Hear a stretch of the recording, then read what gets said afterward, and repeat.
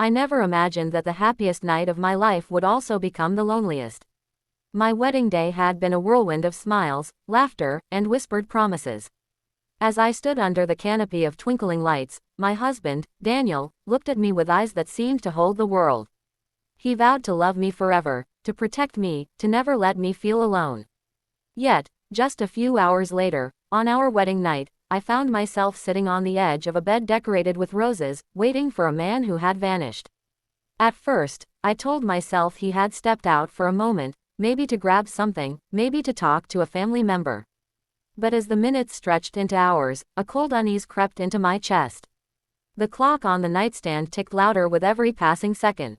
By the time midnight struck, the silence of the room was shattered, not by Daniel's return, but by unexpected sounds drifting through the hallway. It was faint at first, muffled voices, hushed laughter, and the soft creak of floorboards. My heart pounded as I sat frozen, my veil still pinned to my hair, my wedding gown heavy and suffocating. Who could be in the hotel corridor at this hour? More importantly, why wasn't Daniel with me? Gathering courage, I slipped off my heels and tiptoed to the door.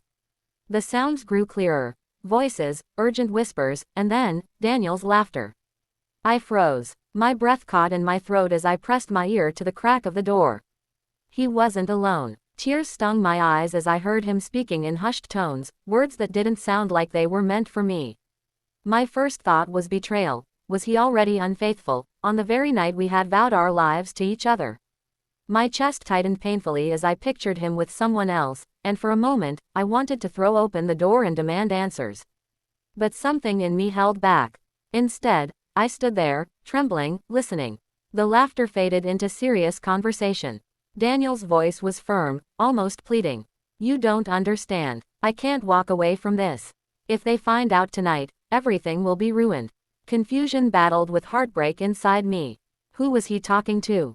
What couldn't he walk away from?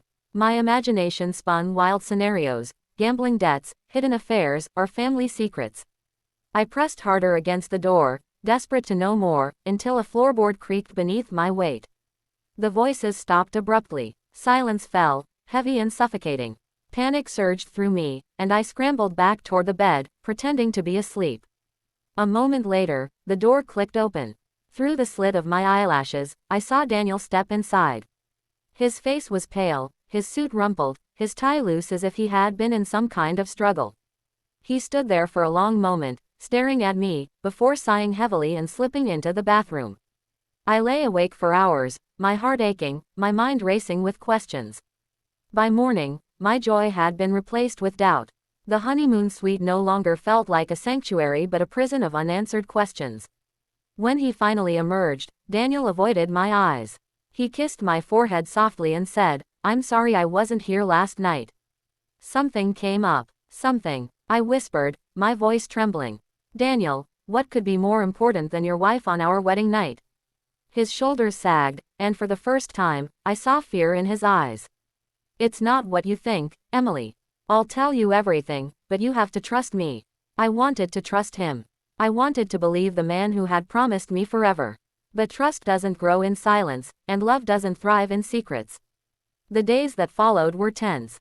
Daniel tried to distract me with small gestures, flowers at breakfast, long walks by the sea, but the midnight echoes of his hidden conversation haunted me. Finally, I couldn't take it anymore. One evening, as we sat by the balcony overlooking the ocean, I said softly, "Daniel, if you don't tell me the truth, you'll lose me before our marriage even begins."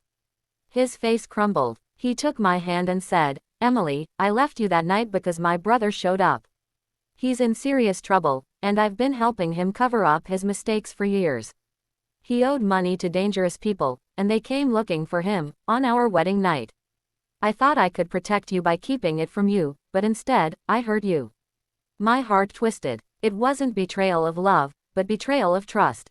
He had chosen silence over honesty, leaving me drowning in doubt.